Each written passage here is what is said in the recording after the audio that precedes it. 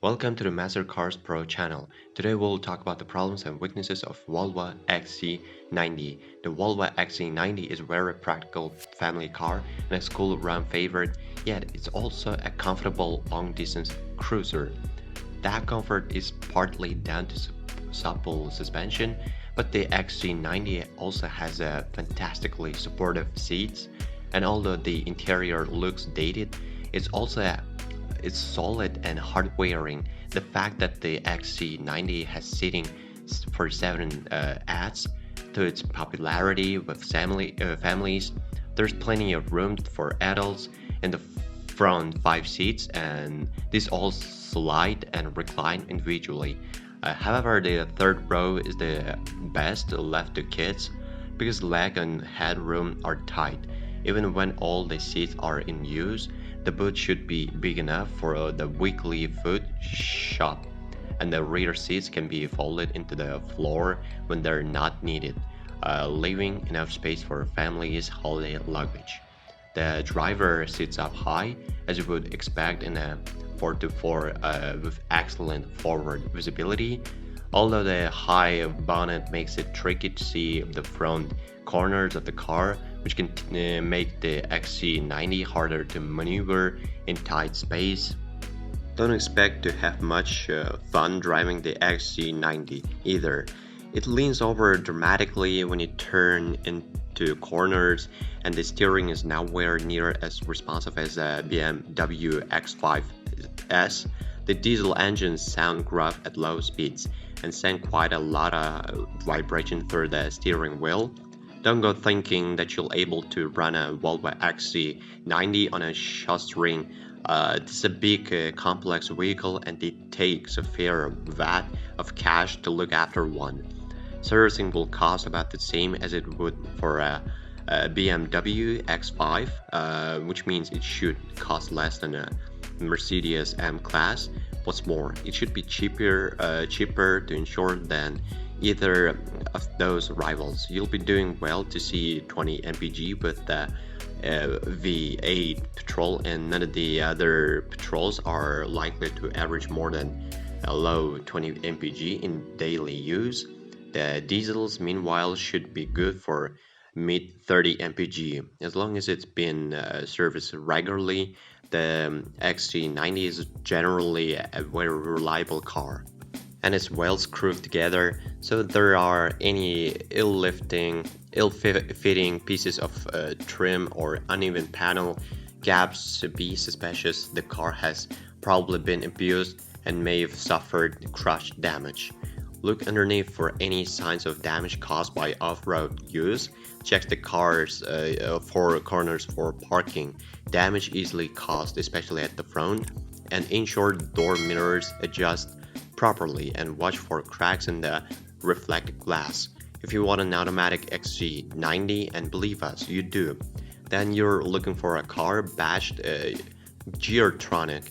The XC90 gets through brake fluid and bulbs slightly quicker than most large SUVs, typically every 35,000 and 45,000 miles respectively.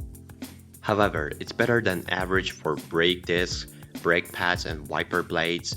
According to data from CAP, Derwent scheme, which pulls repair information from some of the UK's biggest vehicle leasing firms to predict when parts will need to be replaced.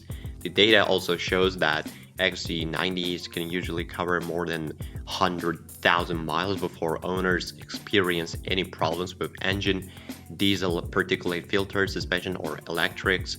The 2.4 liter diesel models make most sense. Early ones have a power output of 163 bhp, while those batch D5 produced 182 bhp until January 2011 and 197 bhp thereafter. However, all offer this sort of strong pulling power that's really welcome in everyday driving. The diesels are also a lot more efficient than the petrols, of course.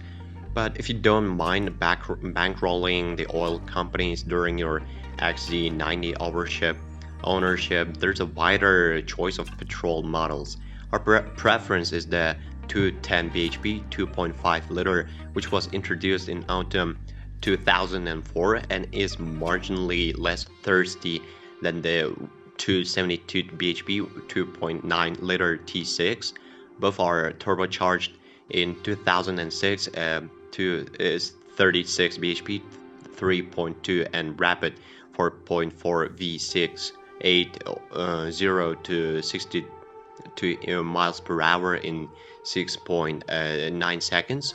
Joined the lineup as part of the mild facelift of the XC90 that only dedicated car spotters would really notice. Neither of these engines are really worth bothering with.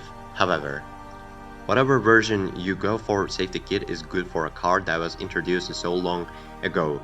Those in the front air are protected by active anti-whiplash head restraints and front and side airbags, plus airbags run the length of the car at window level. The basic S specification has climate control, a CD player, cruise control, and alloy wheels, but it's worth upgrading to C SE to get leather seats.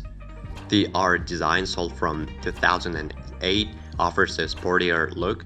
The BMW X5 was introduced a few years before the XC90 and is much more enjoyable to drive with precise steering and agile handling. However, it isn't as practical because you couldn't specify it with 7 seats until the second generation version arrived in 2006.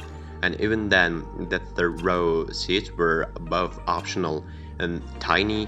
The Land Rover Discovery 3, on the other hand, is even more practical than the XC90, with enough space for even 7 adults to get comfortable. What's more, it's just as comfortable on a road and a lot more capable of it.